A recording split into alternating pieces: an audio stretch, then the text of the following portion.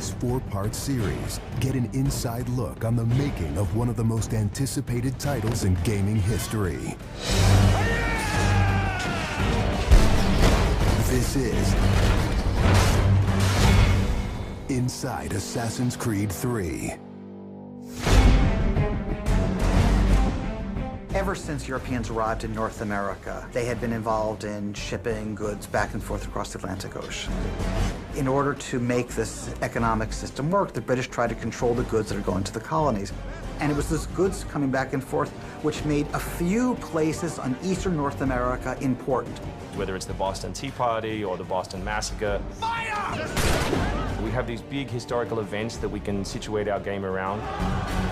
All of these events that people have a rough understanding of, but they've really never experienced.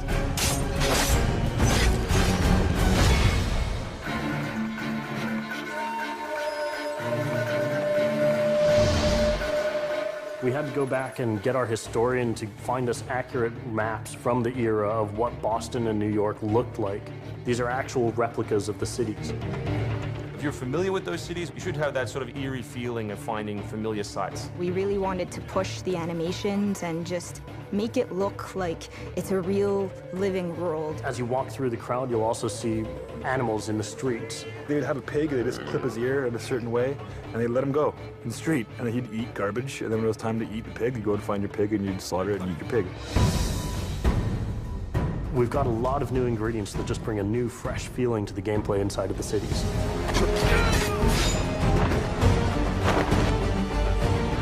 We have these great new stalking zones that you're going to find throughout the cities. It's a great way for you to remain hidden from your enemies and actually be able to sneak up to them so that you could assassinate. We've got this amazing dynamic weather system in, so we can see not just the time of day passing, but also going in and seeing the same environments, not just in the summer, but in the winter as well.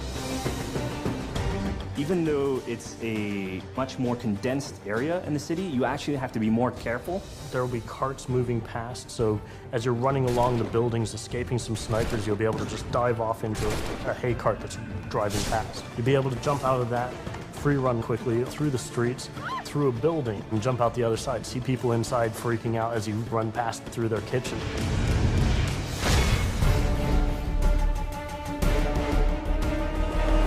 Living on the frontier was extremely difficult. Not only did you have harsh winters, cold, freezing temperatures, in the summer you had heat, humidity, so it was a gamble every year that you were out on the frontier, whether you're going to make it or not.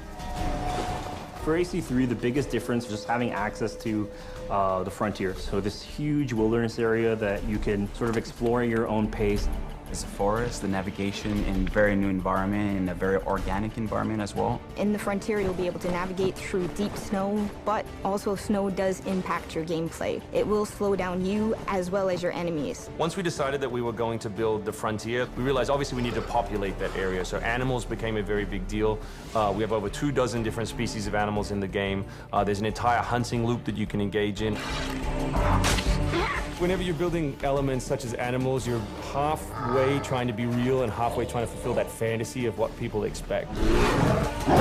One of the great new features we have in the frontier is the new tree running. Connor being really fluid and being able to navigate through the trees. The frontier is really our new playground.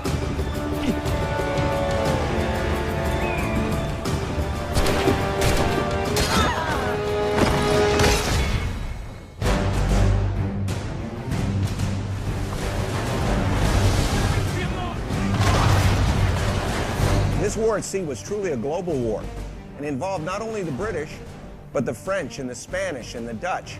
Naval engagement of that period was all about closing the distance. Boarding is the end game. You've got to be able to close with the enemy, get alongside, then get on board to steal his ship. You want to take that ship intact if you can, because that's where you get your prize. The prize is whatever is on that ship that you want. Naval warfare was absolutely decisive to success in the American Revolution.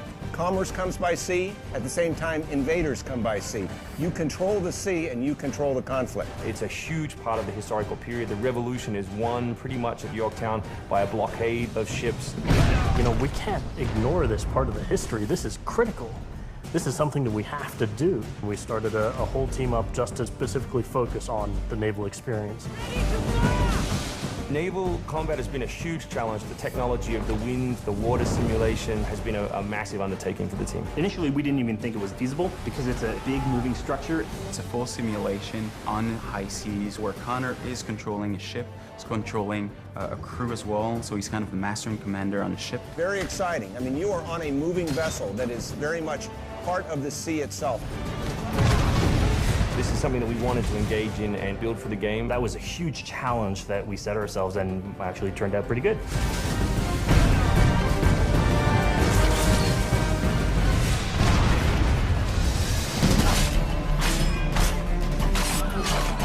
If you haven't played any Assassin's Creed games before, we really think this is a great point to get on board.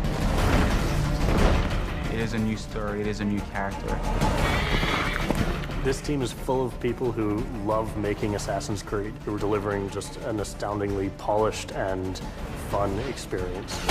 As a creator, nothing gets better. To be frank, it just looks great. Seeing all of this coming together at the end, it's amazing. For new fans, really, this is about as good as it gets. It's by far the biggest and best Assassins yet.